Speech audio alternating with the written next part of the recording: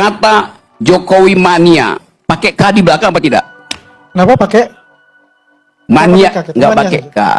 Prabowo mania atau Prabowo mania? mania? Oke. Anda tahu nggak arti kata mania? The fools, orang yang nggak bisa berpikir. Orang yang mentalnya terganggu namanya mania.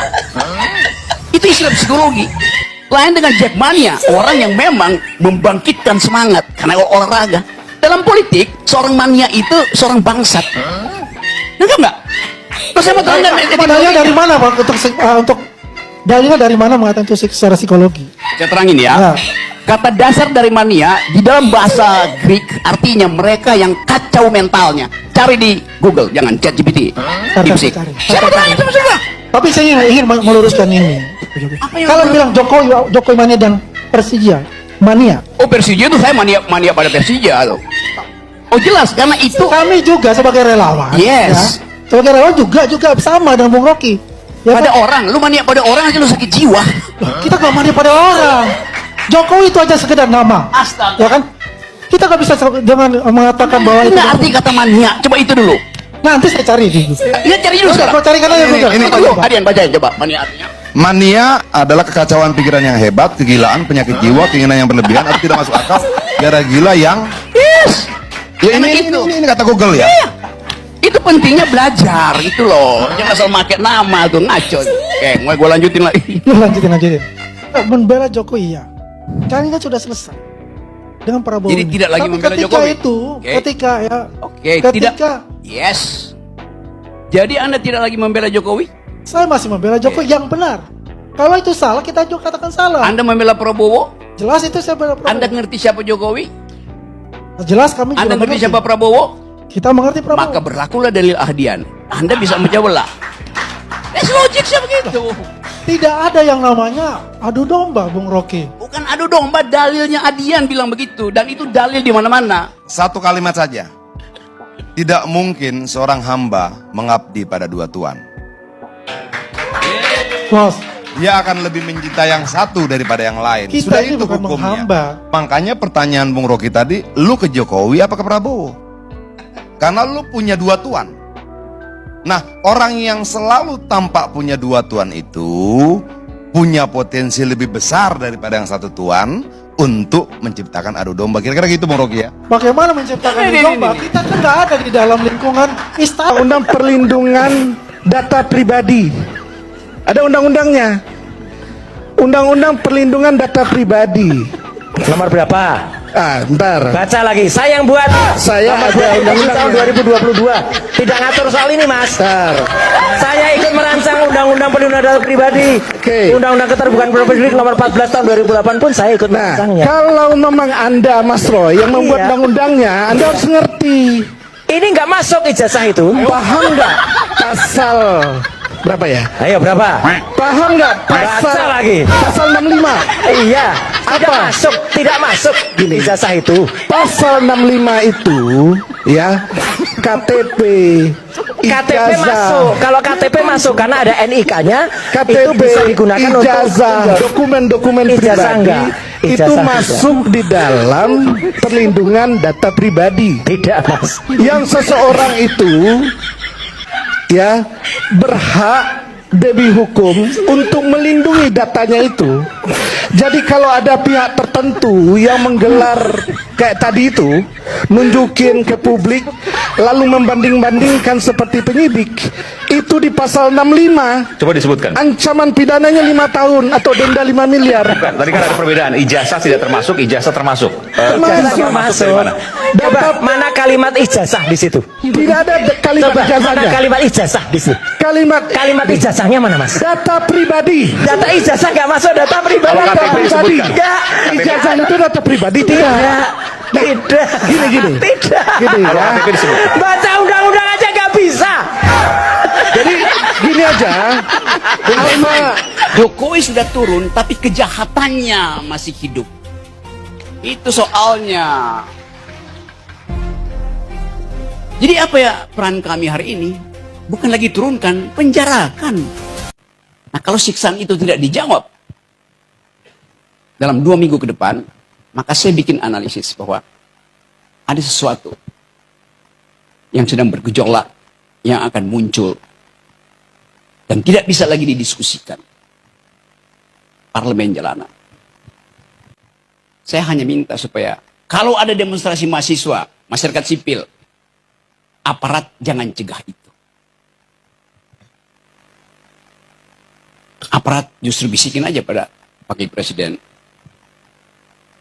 Bapak, keadaan udah berubah. Anda turun atau jadi pati.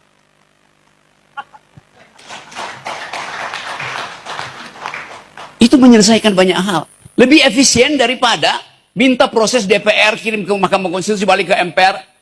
Itu tukar tambahnya panjang. Harus ada yang dipenjara. Terima kasih. Kemarin saya titip ke Pak Menteri di rapat terakhir kita, bagaimana nanti akan diterapkan pelajaran matematika di tingkat TK. Dari mana ada ide untuk mengubah kurikulum TK supaya dari sejak TK anak-anak itu diajar matematik? Pedagogi macam apa itu? Di seluruh dunia anak TK itu diajar bermain supaya rekreasional tumbuh. Imajinasi tumbuh dari dia bermain. Yang Gibran lakukan ini menurut saya ini bagus, keren. Wakil Presiden loh, turun tangan langsung. Ini kalau bisa mungkin di tingkat SD atau SMP, mungkin diterapkan juga sekolah pelajaran coding. Dari mana tiba-tiba ada ide bahwa anak SD mesti dilatih berpikir matematika? Kan mestinya kita dengar sesuatu dari sang ahli.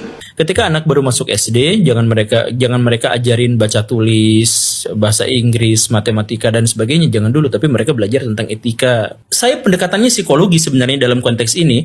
Jadi apa yang membedakan sekolah di Indonesia dengan sekolah di negara-negara yang maju? Sekolah di Indonesia itu, anggaplah otak anak kecil itu karet yang masih kecil seperti ini, dijejalin pengetahuan sampai robek. Akhirnya mereka trauma belajar. SMP itu kalau guru nggak masuk, hore, senangnya luar biasa. Artinya mereka sebenarnya melakukan pemberontakan terhadap ilmu pengetahuan.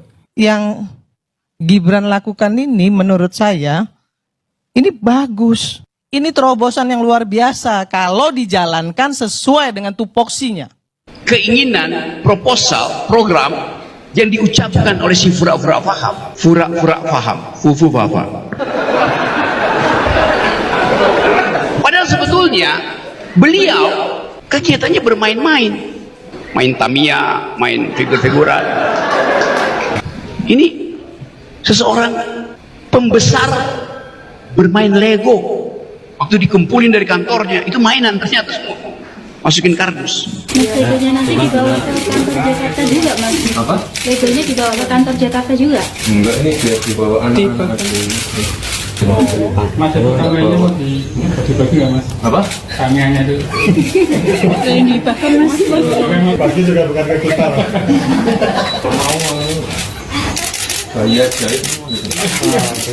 Itu akibatnya kalau orang pura-pura paham. Anak kecil akan bilang, iya, Bapak suruh kami belajar. Anak TK akan bilang, Bapak suruh kami belajar matematika. Sementara Bapak bermain-main yang adalah mainan kami. Kan bermain-main itu di usia formatifnya itu. Usia TK dia main Lego mesti. Terakhir Bapak Ibu, saya titip program makan siang gratis. Ya, untuk menuju Indonesia emas kita butuh generasi emas. Kita pengen lebih banyak lagi ahli-ahli coding, ahli-ahli AI, ahli-ahli machine learning dan lainnya. Kan mestinya kita dengar sesuatu dari sang ahli. Bagaimana mewujudkan itu dalam dunia pendidikan kita? Saya mengusulkan di banyak kesempatan bahwa ketika anak baru masuk SD, jangan mereka ajarin baca tulis, bahasa Inggris, matematika dan sebagainya, jangan dulu, tapi mereka belajar tentang etika. Kemudian yang berikutnya misalkan kelas 4, kelas 5, kelas 6, jangan kasih PR, jangan kasih ulangan, tapi ajarin mereka tentang sesuatu yang lebih dasar-dasar bagi pengetahuan, berhitung, membaca, bersosialisasi dengan orang lain dan sebagainya. Kemudian SMP, nah mereka mulai belajar tentang critical thinking, berpikir secara metodologis. Gak harus mereka itu benar-benar menguasainya. Yang paling penting mereka itu terbiasa dengan perbedaan, terbiasa dengan argumentasi. Kan Kita sudah menonton beberapa tayangan video atau cuplikan video ya. Tadi Bang Rocky Gerung sudah memaparkan semuanya ya. Dan di sini ada momen-momen yang sangat bikin kita ketawa sebenarnya, yaitu Termol ya dipermalukan oleh Rocky Gerung ya saat di acara atau di sebuah diskusi ya, dan diskusi berlangsung memanas ya antara Termol dengan Bang Rocky Gerung tadi ya teman-teman ya. Nah tentunya hal ini memang sangat-sangat menarik ya, karena Termol atau Bang Andi Aswan tadi itu sangat gelagapan saat ditanya Jokowi mania, itu manianya itu belakangnya ada huruf K-nya atau enggak. Ternyata tidak ada huruf K-nya, cuman mania saja ya. Dan Prabowo mania juga itu tidak ada huruf K-nya, ternyata cuma menggunakan mania. Dan menurut Bang Rocky Gerung itu filosofinya itu seperti itu ya teman-teman ya. Jadi dianggap sangat rendah sekali oleh Bang Rocky Gerung, dan tentunya ini sangat memalukan buat kubu atau para pendukung relawan Pak Jokowi ya, pendukung dan relawannya Pak Jokowi yang saat diundang di sebuah acara diskusi perdebatan itu selalu dipermalukan ya di perdebatan ya, karena memang ya nggak tahu ya kenapa ya para pendukung Pak Jokowi itu rata-rata seperti itu ya, rata-rata memikirkan ambisinya sendiri untuk sebuah jabatan mungkin ya, akan tetapi untuk membuat sebuah kata-kata mania juga itu cuman mania doang, tidak pakai K. Nah itu masalah atau enggak sebenarnya tidak jadi masalah sih sebenarnya ya, akan tetapi ya memang seperti itu ya. Mereka mendukung Pak Jokowi ya, para termul-termul ini pada mendukung Pak Jokowi itu. Kita tahu sendirilah bagaimana ya Pak Jokowi itu orangnya lugu dan paling mudah ya untuk mungkin disenggol sana sini mungkin ya gitu ya, apalagi untuk dimintai jabatan-jabatan kita juga tahu semua kan, makanya pendukungnya banyak sekali, bahkan hingga saat ini pendukung Pak Jokowi ini seperti relawan-relawannya seperti Projo, seperti Jokowi mania itu masih aja ada ya teman-teman ya, bahkan tetap terus berkembang ya, karena Pak Jokowinya mungkin terlalu mudah atau gimana ya, terlalu terlalu baik mungkin sama orang-orang ya. Coba kita melihat presiden-presiden lainnya itu sudah tidak punya seperti pendukung relawan-relawan ya gitu ya, seperti Projo, seperti Jokowi mania. Nah itu sudah tidak ada ya gitu ya teman-teman ya. Ini memang unik sekali ya presiden kita ini ya, presiden yang ketujuh ini, mantan presiden ini memang sangat unik sekali. Hingga saat ini relawan-relawannya tuh masih banyak banget ya teman-teman ya. Jadi ini apa ya artinya gitu ya.